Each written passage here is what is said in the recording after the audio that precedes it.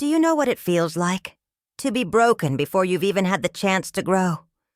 To have your childhood ripped away in silence, in shadows, by the very people who should have been your shield.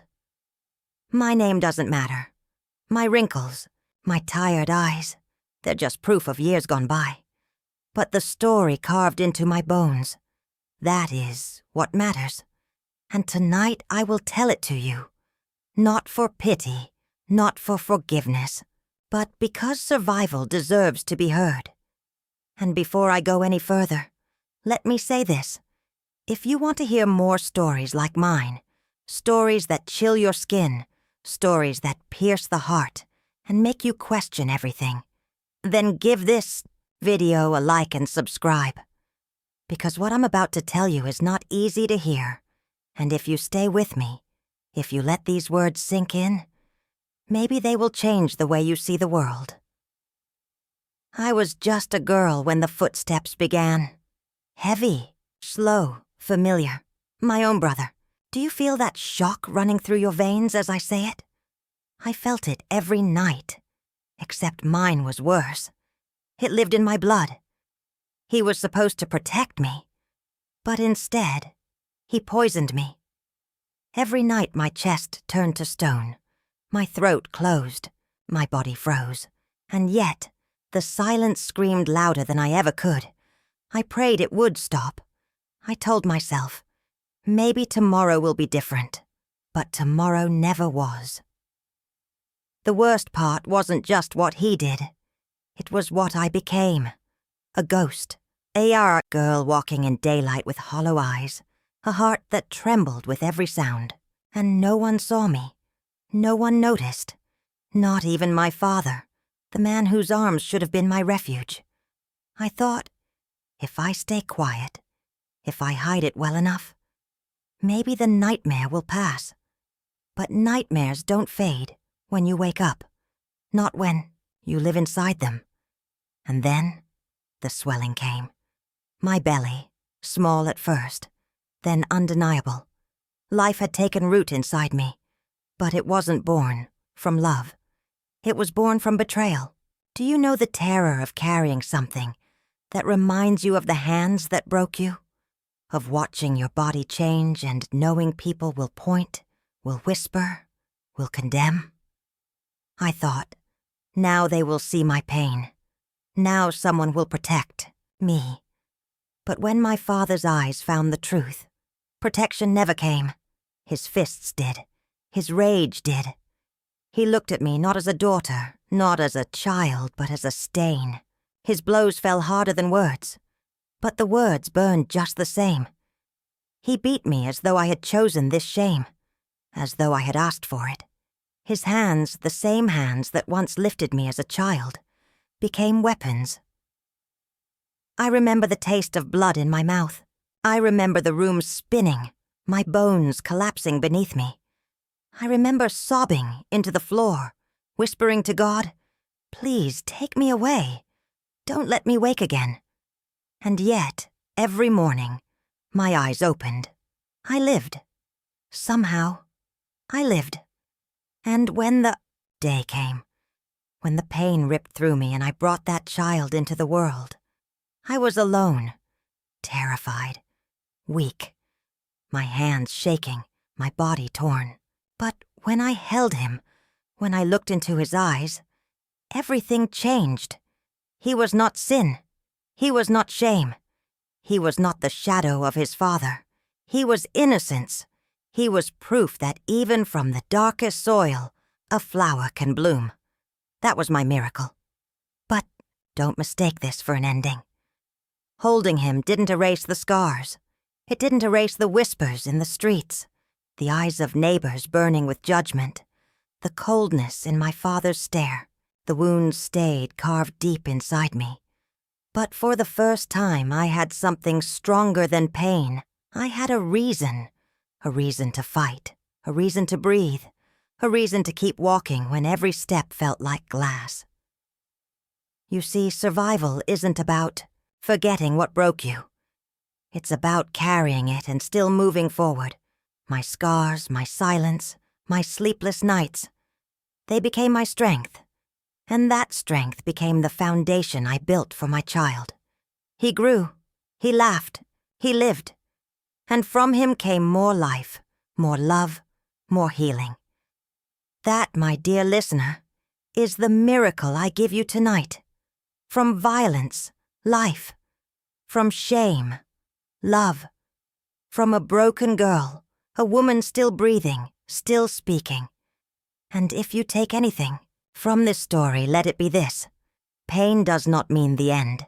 Shame does not define you. Survival is possible. Even when the world turns its back, even when blood betrays blood, there is still light waiting to be found. Do you know what it feels like when your own blood turns against you? When the very people who should have carried your wounds instead made them deeper? I do. My father. He was supposed to be my protector. But when he found out what had been done to me, when my belly began to show, he didn't see me as his little girl anymore. He didn't ask me who hurt me. He didn't ask me what I had endured. He only saw dishonor. He only saw shame. And shame, in his eyes, deserved to be beaten out of me. I remember the first time he struck me after the truth came out. It wasn't just his hand against my cheek. It was the death of every safe memory I ever had of him. The warmth of his lap when I was small, the stories he once told by firelight, all gone, replaced with fists, replaced with the kind of rage that makes a daughter believe she's not a daughter anymore. His words cut sharper than his blows. He said I had ruined the family. He said I had dirtied his name. Imagine being a child, carrying another child, and hearing your own father tell you that you are filth. I would lie awake at night, curled on a thin mat, staring at the ceiling and wonder, why did God keep me alive? Every bruise, every insult, every kick to my swollen belly was a message. You are not wanted. And yet my body held on. My child held on. Somewhere deep inside me, a fire flickered. A whisper said, you will not break. Not yet. Not like this. But I was scared. So scared. There were nights I pressed my palms against my belly and begged God, please let this end before he comes. Please don't let this child be born into such cruelty. And still, the months passed. The life inside me grew. And when the time came, when pain ripped through me and I screamed until my voice shattered, no one came to help. No mother, no father, no brother.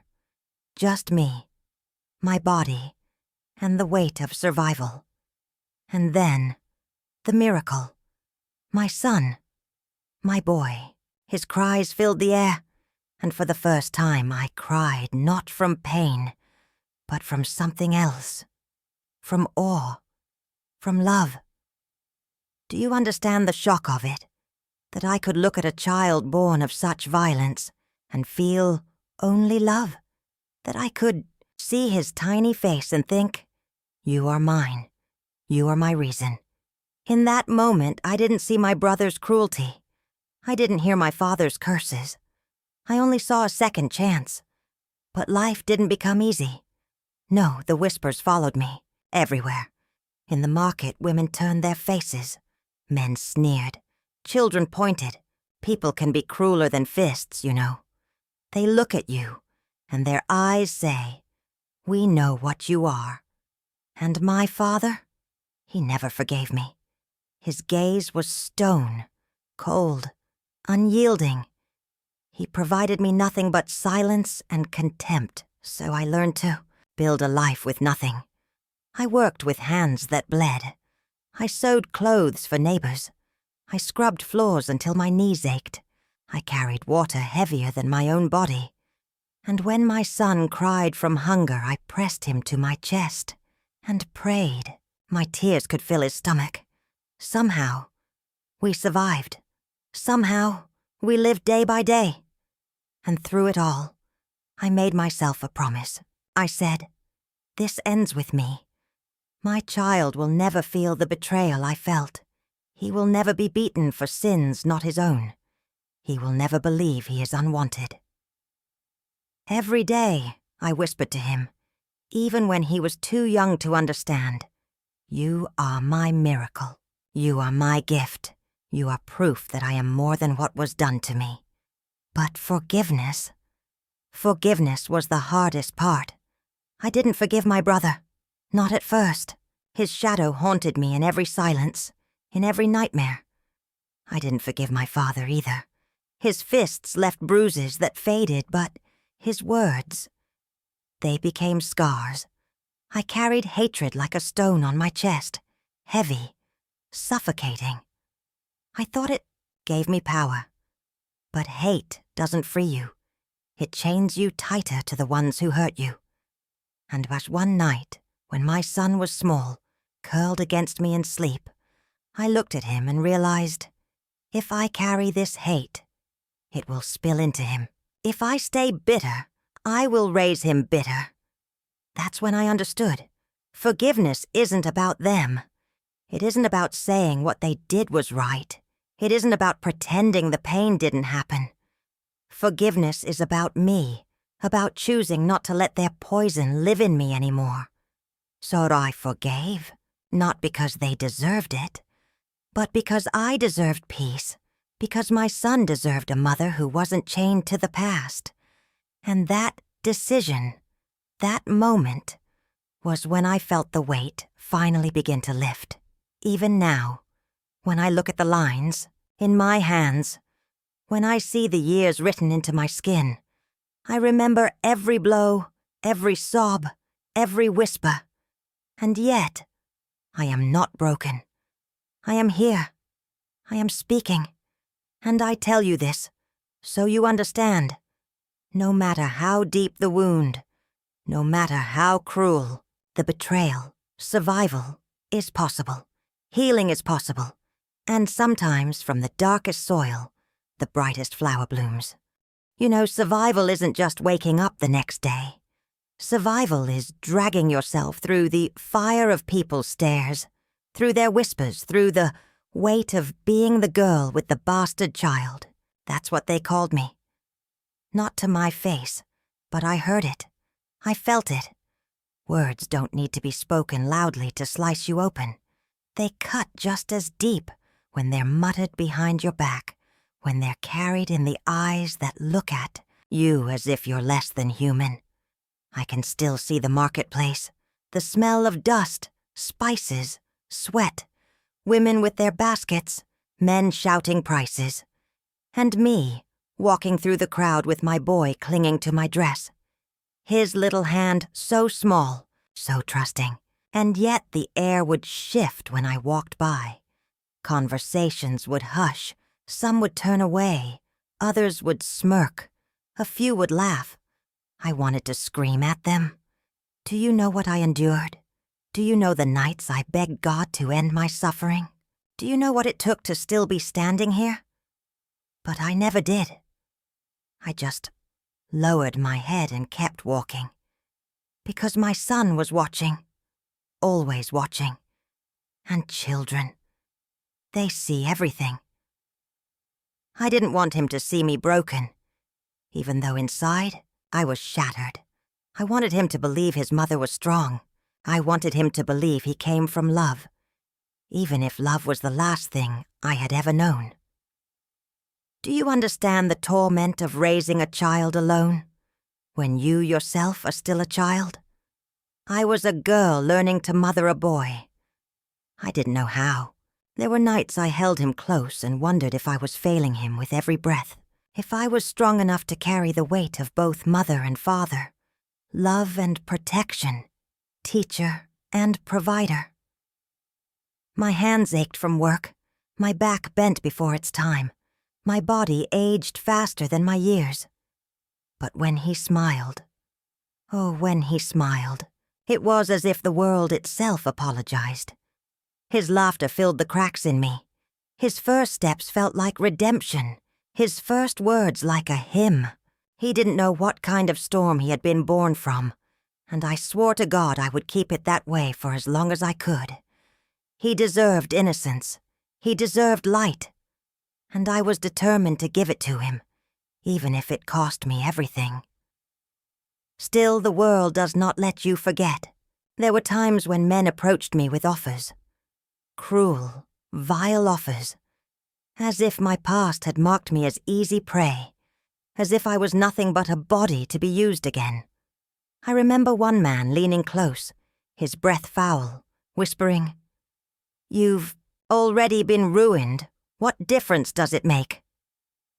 Those words, they nearly broke me. But then I thought of my son, sleeping on his mat, innocent and unknowing, and I refused.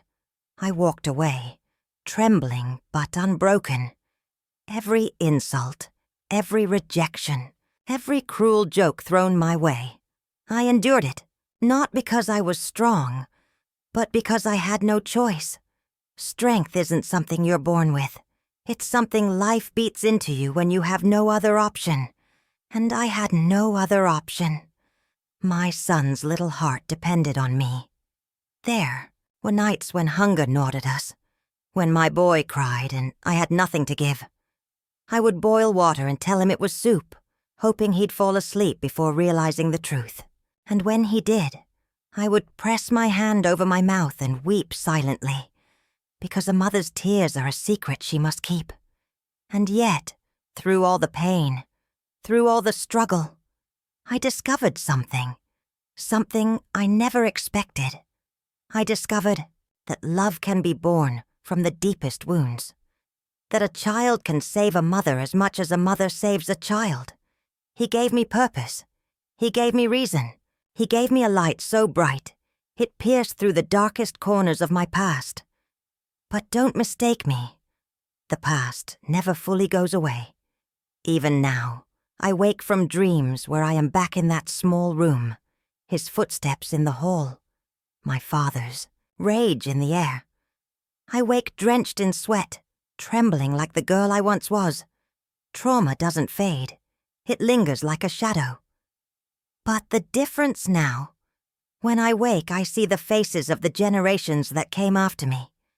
I see that my suffering did not end in silence. It turned into life, into legacy, into something that cannot be erased. And that, dear listener, is why I tell you this story. Not because I enjoy remembering. God knows I wish I could forget. But because silence is what nearly killed me. Silence is what allowed my brother's footsteps to echo unchallenged. Silence is what turned my father's hands into weapons. If I had spoken, maybe it would have been different, maybe not. But I tell you now because I want you to understand. Silence is not protection. Silence is a coffin. So hear me when I say this. If you have pain buried deep, if you are carrying scars no one else can see, do not bury them in silence. Speak, even if your voice trembles, even if no one believes you, even if the world turns its back. Speak, because your story might save your life, or the life of someone who needs to hear it. I am proof that survival is possible, that miracles can be born from horror, that love can bloom from the ashes of betrayal. I am proof that, even when the world condemns you, you can still rise, not unscarred, but unbroken. And if my story reaches even one soul tonight, if it makes one person feel less alone, then every word of it was worth speaking. Do you know what fear feels like when it never leaves? It becomes a second skin. Even as my boy grew, even as his legs grew strong and his laughter filled our small home, fear clung to me like a shadow. I feared the world outside my door. I feared the men who watched him, the women who whispered. I feared that one day someone would tell him the truth, the ugly truth of where he came from. I watched him grow tall, his face bright with curiosity. He would run through the dirt roads with other children, his bare feet carrying him toward life, toward freedom. And yet, Whenever he strayed too far, my heart seized, because I knew the cruelty of people. I knew the way their tongues could cut deeper than any knife. I knew the way they would use his birth like a weapon. And I was right. One day he came home with tears staining his cheeks. He was small, maybe 7 or 8, still with that innocence in his eyes. But that day, his innocence cracked. He looked at me and asked, "Mama, why do the children say I don't have a father? Why do they call me a mistake? Do you feel that? The knife twisting?" That moment broke me more than any beating I had endured. My lips trembled, my eyes burned. But I held him close and whispered, "You are not a mistake. You are my greatest blessing. You are the reason I live." And I said it over and over until his sobs quieted, until his breath steadied against my chest. But inside I raged, at my brother, at my father, at the whole world that had planted this pain in him before he was even old enough to understand. That night I sat by the window, staring into the darkness, and I made another vow. They will not define him. I will not let their words become his truth. So I poured every ounce of love I had into that boy. I worked harder. I saved every coin. I taught him to hold his head high, even when others tried to push it down. I told him, "Your worth is not measured by the cruelty of others. Your blood does not define you. Your soul does." But the truth is, I lived with a constant ache. The ache of knowing one day he would learn everything, that I could not hide the shadows of his beginning forever. And that knowledge haunted me. At night, when he slept peacefully, I would sit in silence, my wrinkled hands covering my face, whispering to God, "Please give me the strength to tell him when the time comes. Please let him see the love, not the shame. Life was not kind to us." But my boy grew anyway. He grew stronger than me, wiser than me. He became the kind of man I had prayed he would be. Kind, gentle, protective. He never once raised his voice to me, never once turned away from me, even when the whispers followed him.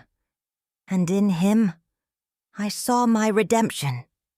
And now, as I sit here, old and bent, my hands marked with years, I look back and wonder how I survived it all. My brother's cruelty, my father's fists, the hunger, the shame, the whispers, the endless nights of fear. I should have been buried by all of it. I should have been lost in silence. But I wasn't, because of him, because of the boy who came from my deepest wound and became my greatest blessing.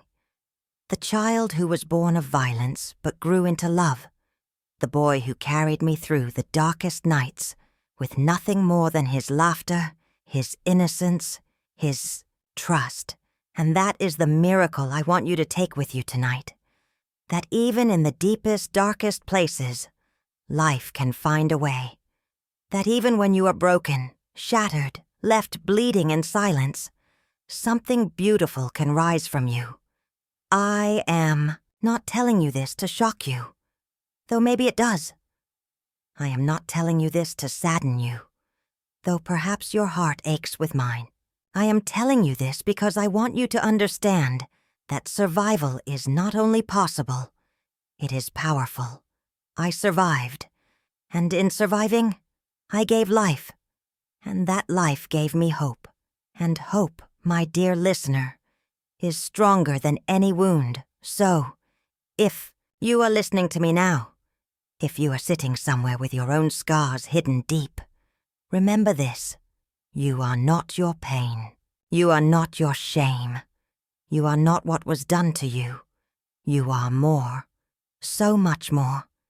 And if you ever feel like giving up, if you ever feel like the world is too heavy, think of me. Think of the girl who was beaten, broken, betrayed, and yet sits here now, an old woman, still breathing, still speaking, still loving. If I can survive, so can you. That is my story, my truth, my legacy. And tonight, I place it in your hands. Carry it with you. Let it remind you that miracles are real, even when they are born in the darkest places.